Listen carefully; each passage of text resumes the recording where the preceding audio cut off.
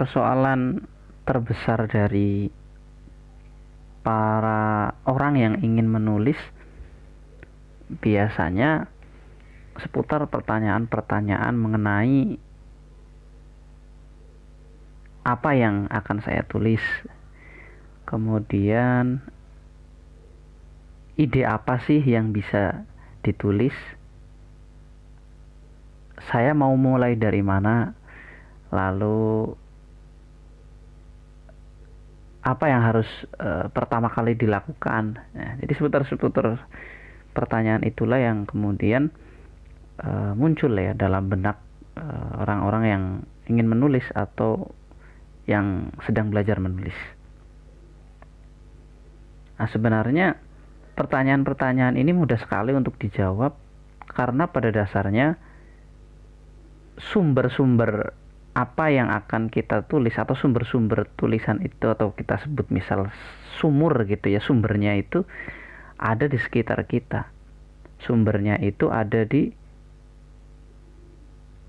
depan mata kita begitu, bahkan terkadang ada di dalam diri kita sendiri. Nah, itu yang contoh paling dekat, misal apa yang sedang kita pikirkan tadi begitu. Misalnya tadi malam kita berpikir tentang misalnya teman-teman ini adalah seorang pengamat politik begitu ya. Tadi malam berpikir apakah kebijakan pemindahan ibu kota itu dari segi ekonomi, misal dari segi politik ini sudah tepat dan sebagainya. Itu misal ketika teman-teman ini seorang yang bergerak di bidang sosial kemudian melihat tentang persoalan kemiskinan dalam tanda petik natural begitu, lalu kalian menawarkan satu konsep filantropi misal begitu. Nah, itu juga bisa jadi tulisan.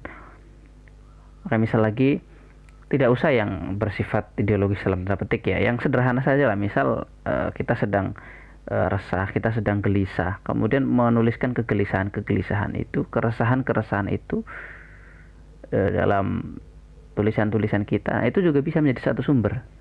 Jadi sebenarnya hal-hal yang mungkin remeh-temeh terkadang dianggap nggak penting begitu, ternyata penting. Misal orang yang habis ketipu kode OTP ya misal, kemudian dia menuliskan itu dan membagikannya, bukankah itu sesuatu yang bermanfaat?